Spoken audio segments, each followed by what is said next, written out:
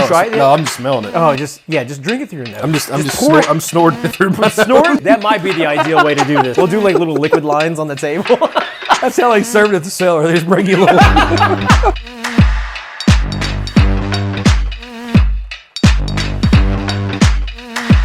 Welcome back to Arsenic Culture. I'm Matt. I'm Jason. And we have made a terrible mistake because we are recording multiple episodes and Jason and I decided to open 15% beers for both of these episodes. Woo! And we didn't think ahead of time. But hey, you know what? C'est la vie. That's what we're doing here. And it's after like 10 a.m. We're fine. No, yeah. And beer don't count. So beer don't count. It doesn't matter. We've had zero to drink today. Yes, we're sipping on a Bourbon County Rare over here, getting ready to open this 15% over here. This is awesome, though. So anybody that's seen or listened to our show knows how big of fans we are of Side Project out of Missouri, St. Louis, Missouri. And some of the stouts they do, the barley wines they do, even a lot of the sours they do are really just the best in the game, in the United States anyway. And Jason is, he's already said that he'd suck their dicks in order to get a membership over there. So if anyone, I didn't say it exactly, but I would like a membership. I really would like a membership. I've been trying for years, still can't get one. So Corey, please give me a membership. If anyone's over there listening, go ahead and get the lube out because he's ready. But we have here, it's called For The Cellar from Side Project. The font was throwing me off here. We got a new camera here. I can get that on the label. That's so nice. But this is for their 10th anniversary. For 10th anniversary for the cellar or for the brewery? Or no, both? overall. Yeah. The cellar opened first, right? Yeah. It did. And they have, is it just the two locations? Actually, the cellar didn't open first, but it opened around the same time. Okay, right. 2 locations. Yes. They did have 3. They had one like across the way from the brewery now. Okay. It was shared. Remember that label they had? Yeah, shared. Shared's still a thing, but it's just like... It's still a thing, but I don't think they actually put things under the label of shared anymore. So I did not know that. I thought they still had the shared brand, but it was always under kind of their umbrella. It's a little confusing. So here's where the backstory comes in. So if you look at Side Project was literally Corey King's side project when he worked at Perennial. Right. So I think what he was trying to do is give somebody else a chance, his brewers that were helping him, a chance to do their own side project under the shared logo, meaning we'll give you part ownership and I'll take part ownership. You know what I mean? It's like the Matryoshka Russian nesting doll of breweries. Sure. It's like, I don't know what this that brewery is. inside of this brewery. Oh, yeah. I know what those brewery. are. Okay, yeah. You know what they're called. But that's what it was. But I think the shared label might be gone. But if it's not, like it's through Side Project, all of it now. Right. So yeah. But they do have some like vibes, recipes, and different recipes from them they'll use. So well, we've had plenty of their stuff on the show, and like really all of it's been phenomenal. I don't think we've had anything that we're just like, oh, this is gross. So like when Jason talked about this one, I was super excited. We're both excited. We're gonna open it. Tell us a little bit about what we're getting ready to get into and what people can experience via us. Yeah, so for their 10th anniversary, which was like, I think last week or week before, we're filming this at, I guess, middle of November 17th. There you go. But they had a week or two ago. So they released 6 straight days of releases at the cellar and I guess at the brewery too. They had to-go bottles, different days. This was one of them. This is a 15% Imperial Double Stout. It's their OWK Recipe, which we've had that one. I think you've had OWK, the stout. Mm-hmm. It's OWK Recipe aged 15 months in Cognac Barrels, and then finished on Mexican Ugandan. I'm not from out that way. That's not even a Kentucky way to say it. That's like a... I can't say that shit. Or are you from Michigan, from the UP? Ugandan. And Madagascar Vanilla Beans. I remember what was that Madagascar you keep cartoon? Saying you're from Breathitt County, Kentucky. Yeah, I'm really trying really hard. Canadian heritage all this time. I had no idea. Leave me alone, eh? Yeah. So 3 different kinds of damn vanilla beans I aged it on. 15 months in Cognac Barrels. It should be great. So here's the other beers they released during this week too. So they had the Cellar 10th Anniversary Barley Wine. It was a 15% beer, most of theirs are, barrel-aged, blend of barrel-aged barley wine, including MJK and other experimental barley wine bases. Just other. Other. So I guess probably you're not naming them yet because they're probably experimental, what they said. You see what I'm saying? That makes sense. Okay. Then they had the Cellar 10th Anniversary Stout. It was a 15% stout again, blend of rye and bourbon barrel-aged stouts with no adjuncts. So kind of like a BBT kind of thing. Okay, beer barrel time kind of thing. Then they had Silent Barrel, the Brewers is what it was called. It was a 15% quad, aged 31 months in Heaven Hill barrels. Okay. Got very low ratings. Did you say a quad? Quad, Belgian quad. Mm-hmm. That seems outside of their, I don't want to say like zone of comfort, but like that's not really their MO. Well, I was trying to think. I don't think I've ever had a quad from them. No, I didn't know that I can remember. I've never seen them do like a Belgian. What kind of? It's not like, because I mean, lambics are technically Belgian, but I've never seen them. Well, do they have like a spontaneously fermented. They do a lot of those. Yeah, but I've never seen them do like a single or a double or a triple or a quad. Not to my knowledge, I've never known of it. So this might be one of the first ones. Yeah. Did not rate very well, but there's a reason for that. I don't know. Then the hardest one to get of the series was called 11 Candles. It was a 15% beer. Vibes Recipe, aged 15 months in Beam 8-year barrels. Finished off on 11 vanilla, different vanillas. I don't know. I'm not going to name them all. Ugandan. I bet you Uganda was one of those. Uganda and Wakanda. They had Wakanda vanilla beans. I swear they did. They did. That's what makes their shit good. Vibranium. Yeah, it's a vibranium. I almost said adamantium, but I'm getting my my Marvel metals That's Wolverine, mixed up. I believe. Come on now. Come on. But this one, honestly, I mean, I feel like it's probably the second hardest to get of the series. Right. You know, looking on Untappd, there's only 123 ratings of this one. Okay. It's averaging a 4.70, which is honestly the fourth highest beer rating on Untappd that Side Project has. That's insane. Agreed. One thing that people need to understand is that, like, in the dynamics of the beer rating system universe, Side Project is really in the upper echelon when it comes to breweries, and then within their brewery, their beers are just like, most of them, even like a lot of the sours early on anyway, they all rated extremely high. Correct. So to be like the highest of the highest is, I mean, that is a feat. That is a fucking feat. Yeah, agreed. Yeah. So I was looking at it, you know, I went back to my Untappd, and I wanted to look at my top 5 rated Side Project beers. Some of mine, I have a few that are 5s, you know, back when I was rating a lot of 5s. Yeah. I think when you first get into beer and you hit the first beer you have, it's a 5-star, you think. Yeah. Then you have a run of like, oh, these are 5-star too. Yeah. Then about a year later, you're like, wait a minute, that's not a 5-star. You know, I never go back and change my ratings. Like if I rated a 5 once, it stays a 5. Yeah. But I also don't check it in again. Yeah. I've also not checked the beer in 3 years. But it's been like 7 years, and we'll talk about that a little bit. So I want to talk about the different beers that they do, and some of the other shitty beers. Yeah, so go ahead. If you want to start into that, you want me to go some more?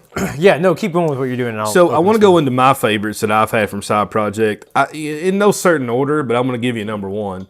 I think number 1 for me is MJK. Okay, that's the barley wine we've had, barrel aged barley wine. That is fantastic. Right. It might be. Are you looking at my notes over here? I'm not. I'm looking at mine. I don't believe you. It might be. You're cheating off me. I'm not. It might be one of the. It's one of the best beers I've ever had. It's a top 3 beer I've ever had. It's also a top 3 barley wine I've ever had, which is kind of weird. But other than that, I had BBT. So I've had many years of this one, but I specifically looked at 2018. The second year that it was made. BBT. I think that was the prime of that beer. Okay. Derivation 9, which is an oatmeal stout, Russian Imperial Stout, OWK, and then a Russian Imperial Stout with maple blend, infused with cinnamon and maple syrup, which sounds awful to me right now. Wait, which beer was that? Say that again. Derivation 9. That was Derivation 9. Gotcha, so it's blend of barrel-aged stouts infused with cinnamon and maple syrup. I'm wondering, like, as you say these, like, which ones, these that I've had. It rates, I bet you've had it with me. It rates very high, but, you know, looking back at that, I gave it a 5. Right. Just hearing the adjuncts, I don't know that I would love cinnamon and maple together today. But back then I did. So either way. Then, you know, I had Pulley Nails. Which is a sour. Right? I remember that, yeah. I had blend 1, Yep. And this was probably from Jeremy up that way. Yeah, that would have been around. I had it too, and it would have Yeah. been like it was mid 2010s, maybe late Well, 2010s. it's only been open 10 years, so I'd say 2016, 2015, probably when Pulling Nails won. Right. And then the last one I had, no certain order again, Derivation 4. Okay. This is just, all kinds of barrel-aged stuff, and then Madagascar Vanilla Beans, which sounds great. Those are hard to beat. Yeah, they're, all the derivations. They're right up there with Uganda, but I'm not sure. Shit. Are you allergic to good beer? Must be. That might be the first time I've ever sneezed on this show. Seriously, I cannot ever recall because it's dawning on me how disruptive that actually is. Okay, so we're talking about this episode is just a fun episode, ladies and gentlemen, so just enjoy it. We're literally just discussing one of our favorite breweries having probably one of their best beers, and we're talking about some of the stuff we've had. And I actually want to talk about shitty beer in general because I think that's also fun. I agree. But my number one, and like I say no particular order, but I'm going to go and say is my number one, is MJK also. And we actually had that together at the brewery. Yep, I remember. or the cellar, one of the two. They did the cellar. Yeah, they did a big bottle opening event, Yep. and they were just like pop, pop, pop, and we had the MJK and the OWK there. And you had the OWK before. The MJK blew me away. That was insane. And they touted it as a barley wine, but it was like, it was almost the color of the stout here. Like, it was dark, but it had a lot of those barley wine nuances, So he made a little sidebar. He made those beers, I believe both of them. So MJK and OWK. His last name is King, right? Corey King. Yeah. Those are his kids. That's their initials. Okay. I can't remember their names, but that's their initials. So he made those beers in theory to age for 21 years or however old many years they need to be old to drink. Jesus. So that's what he made it for. It's made to age forever. I took a sip, so I need a minute to. Well, I'm just smelling this one, and it smells like heaven with vanilla. So I will admit, it smells like the best brownie or chess cake my mom makes. Actually, the vanilla. With that vanilla. The vanilla to me is on the nose. It's so strong that honestly, I was like frosting. But I was getting a little touch of something soy. On the nose. Yeah, which is not ideal, but. It's not. It is more cake than anything. It is like vanilla cake frosting. Batter with frosting. Yeah. Right Did now. you try it yet? No, I'm just smelling it. Oh, just drink it through your nose. I'm snorting it through my nose. Snorting just snort it like breathe. cocaine. Yeah, that might be the ideal way to do this. This is really good. We'll do little liquid lines on the table.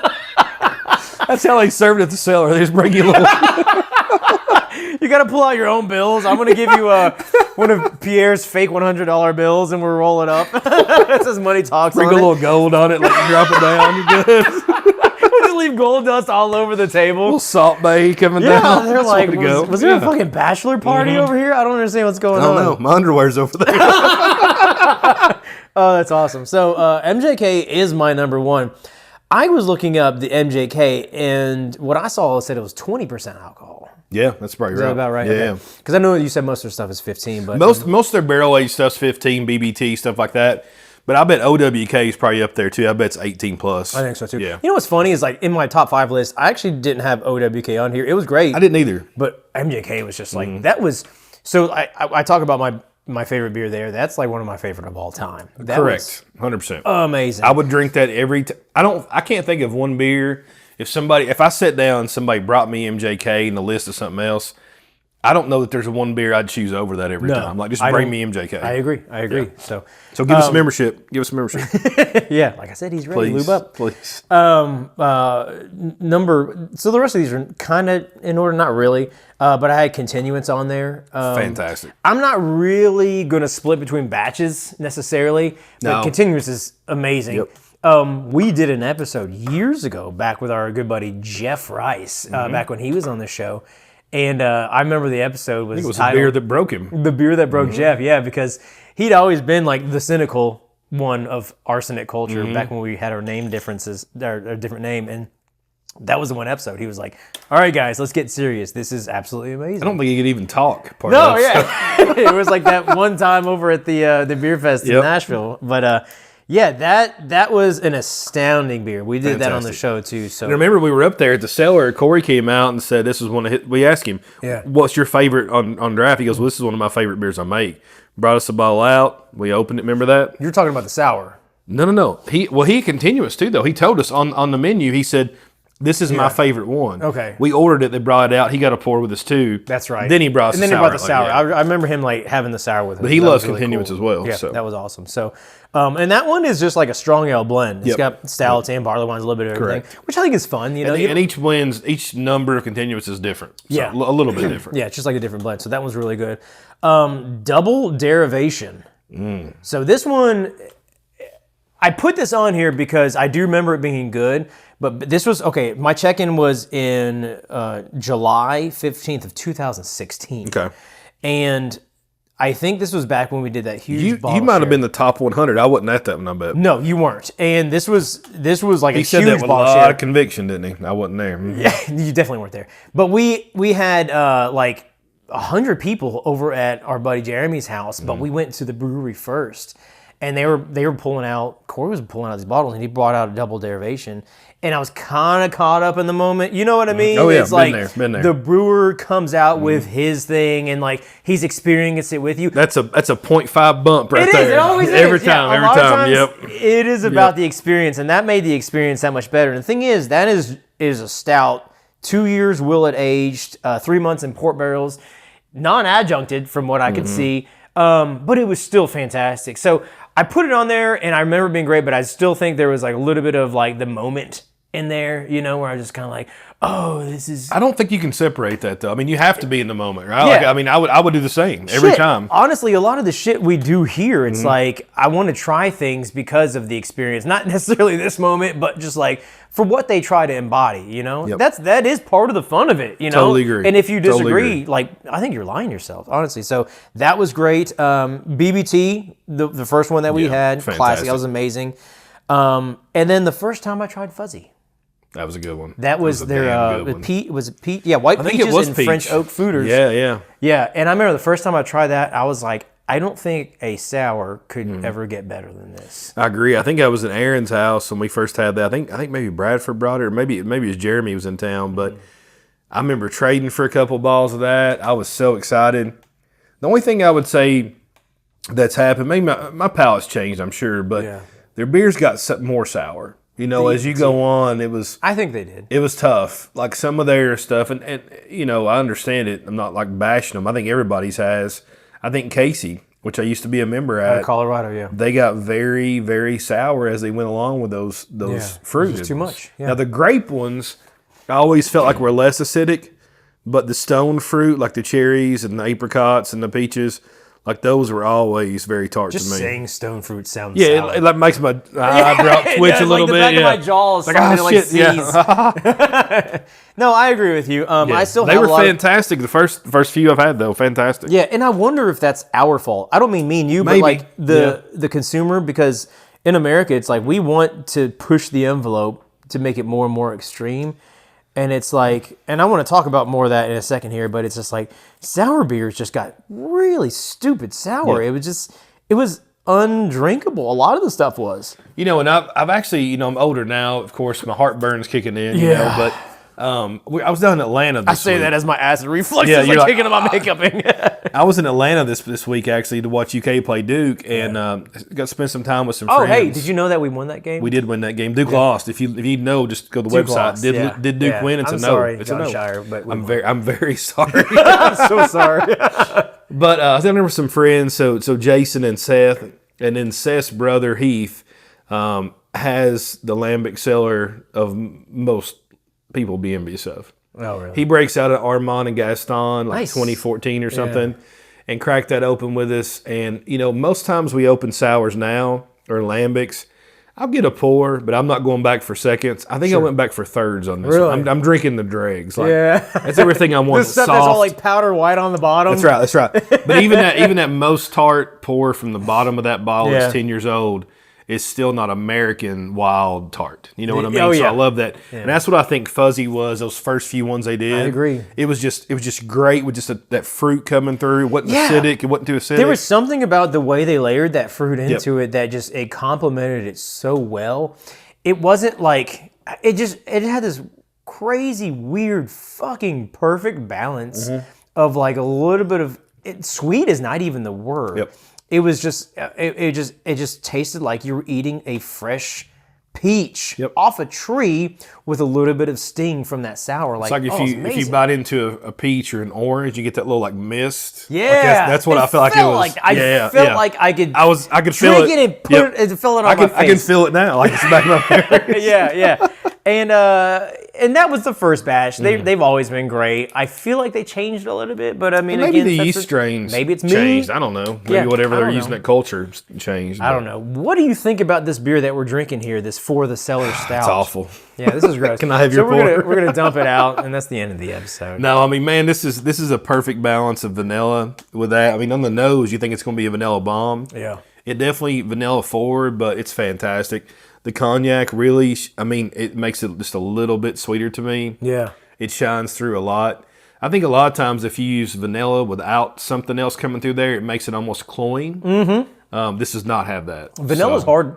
It is notoriously hard to work with because, like, how many times can you recall that we've had a vanilla aged beer and people are like, oh, they must be using extract. And they're like, no, we use vanilla beans. It's just vanilla's very strong. Yeah. Well, can you imagine how much vanilla beans you'd have to get this flavor through here on a 15% stout? Yeah, especially from Uganda. Uganda. The Uganda beans are the best. Yeah, I mean, I think the flavor on it, a lot of times you use vanilla, it gets really artificial. Yeah, I This agree. one doesn't have that. Even natural vanilla can feel artificial 100%. if you do too much. I've asked brewers before, like, is this artificial? No, it's not artificial. I'm like, damn, I definitely taste it. Definitely tastes artificial. But no, this is absolutely fantastic. Oh, Give me, what's the barrel profile on this again? So on this one's OWK Recipe. Yeah. So it's OWK, aged 15 months in cognac barrels. That's it. It's an imperial double stout, and it's finished on Mexican, Ugandan, Madagascar Vanilla Beans. We talked about... Doesn't say how long. I always wonder that. We've talked about like using cognac barrels in the past, and I think back on some of the things we've had, like, I don't think cognac barrels are utilized enough. I really enjoy not only cognac barrels, but cognac itself. We did an episode on cognac, and that actually turned me on to it. So if I'm not drinking bourbon whenever I'm drinking, honestly, I'll go for a cognac or a rum now. Yeah. I think it's got a fantastic. good coconut rum, too, by the way. Did I leave you one over here for you? I don't think so. I'll talk to you later. We will do that. I will. But, this is fantastic. Like, this is. There's not much else I'd want. I can see why this is the fourth top rated beer. Yeah, and it's still low ratings, but I think it's going to stay there. What are some other beers that you can think of that use cognac that like come to your mind? There's one that comes to my mind off the top. Deal with the Devil. 100%. That's the one. Yeah, that's the one. And that was an amazing beer. That was probably the best use of cognac barrels ever at that time, and still is, I'm sure. Yeah. I haven't had in the last probably 3-4 releases because honestly, it got too pricey. Yeah, and it's they're not $375 now. It's like over $100. And it's actually still not that easy to get. It's not like you can't get on the shelf here. You can't get in the shelf, but honestly, there's no secondary. I mean, if it's a brewery only release for $100, they might charge you $130 secondary. I mean, that's shipping essentially. But it's still like Alaska versus something in Chicago. It's like it's a little different. You know what I mean? So this beer is absolutely fantastic. Yeah. Congratulations, Side Project, on 10 years. Glad to see you're still kicking it. We just talked about in another episode how a lot of breweries are kind of falling by the wayside. So it's awesome that you're still going strong. I thought it'd be funny to talk about some really shitty beers. Yeah, I was actually gonna talk about shitty beers from Side Project, but I couldn't really find any. Not really. I couldn't really find it. No, seriously. Like I know. I went on Untapped and I looked and I was like, I mean, they don't have any. Like, I'm not trying to kiss ass. It's just like, lowest rated beer might be a 3.5, and it's still like, oh yeah, that's a good beer. The lowest beer I've had from them is probably one of the sours that is just too sour for me. You know what I mean? Like, that's it. Yeah. So I thought it'd be funny to talk about. So you talk about craft beer in general. If you go on one of these rating websites and you just look at beer, and you sort it by the worst rated beer, it's kind of stupid because the all the worst beers on these rating systems, either Untapped or Beer Advocate or Bud Rate Beer, Light, whatever. Miller Lite. Yeah, it's American adjunct lagers or malt liquor. That's why I give them a 5 every time I rate them. Right, yeah. Just, that's, yeah. I'm bringing that up. Bring Exactly, that up. yeah. But it's kind of stupid because it's like, back in the day, it's like, oh, it's either big beer or craft beer, and it was kind of like seen as like a battle. But now it's like, you know what? We want to be true to what we're doing. It's like, just because it's a Budweiser product doesn't mean it's bad. It is bad. But like, I wanted to like look at actual Miller bad Lite's beers. better. Miller Lite's better. Yeah. So I got on Reddit and I found a thread where they were talking about the worst beers you've ever had. Let's hear. Yeah. This is no particular order, but I kind of ordered them just to kind of like for flow. This first one that was on that thread was Weldworks. Fucking dog.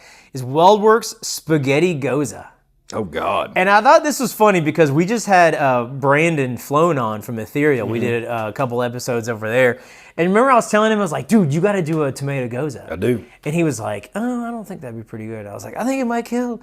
That's basically what this is. So Brandon, don't do that. Don't do that one. That's a bad idea. Don't take my advice. Matt's Apparently idea is that was awful. a bad idea. Yeah.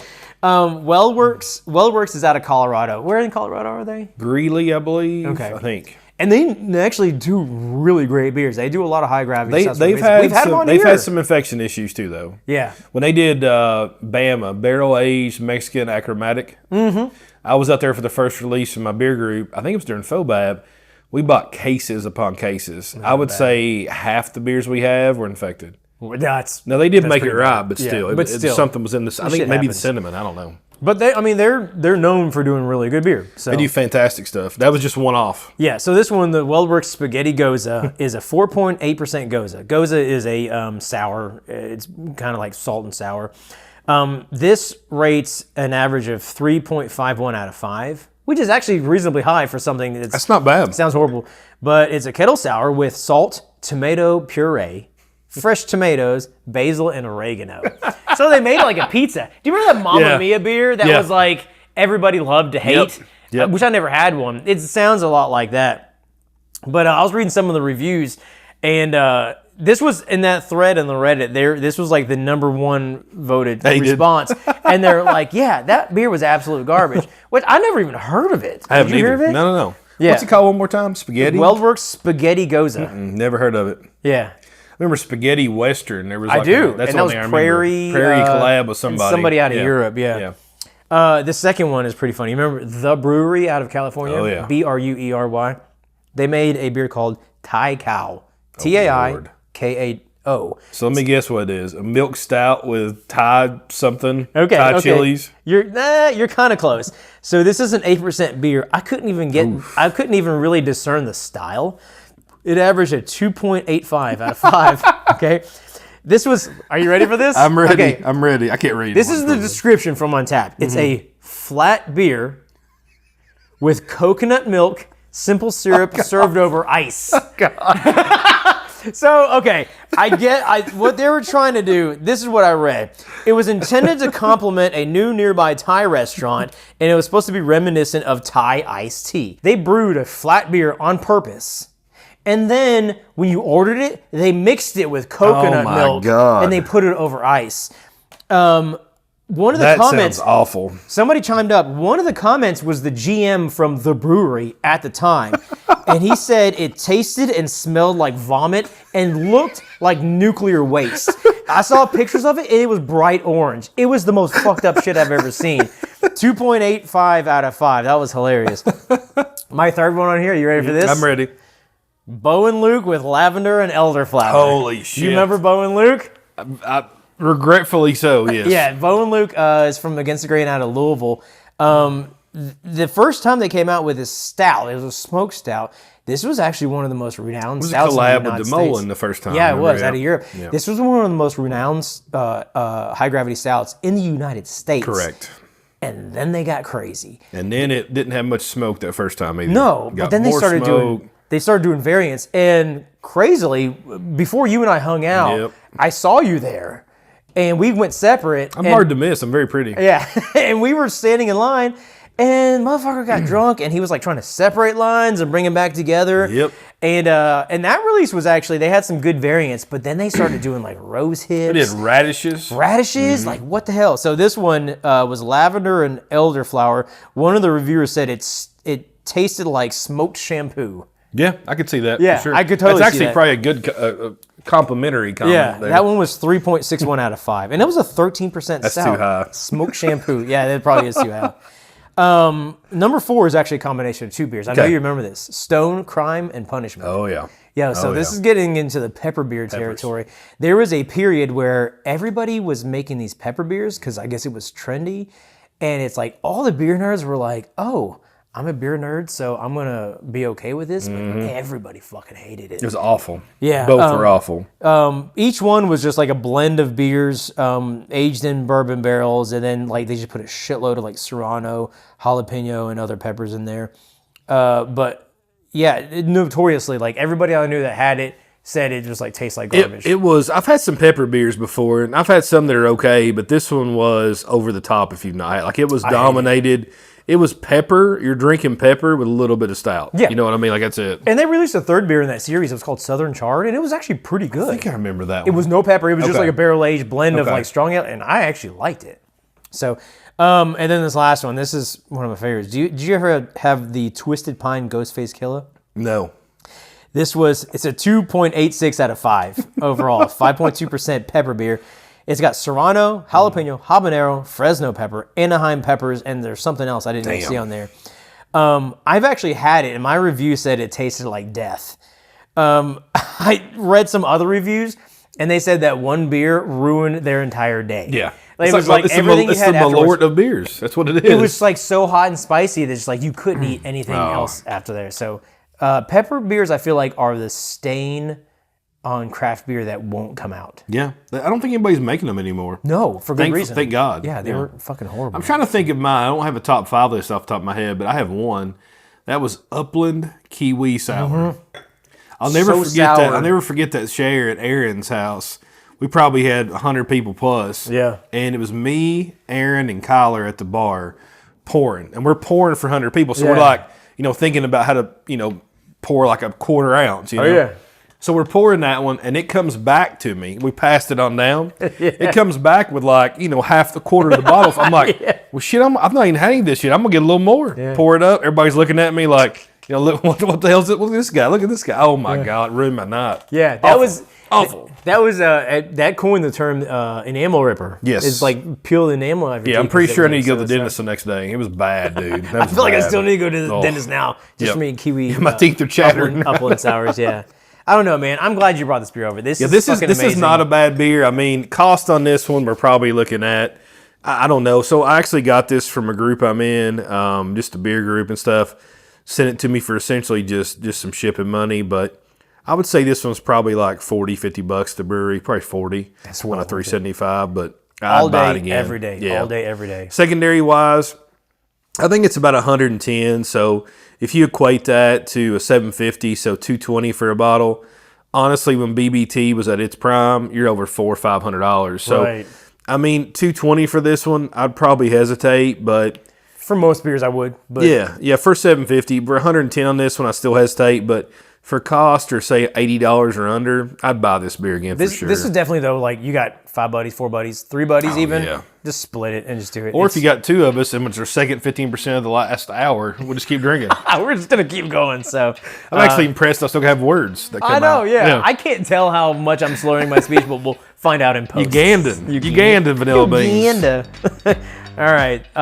This is awesome. This is great. For more Arsenic Culture, you can check us out on all the socials. We are at Arsenic Culture, and we'll see you on the next one.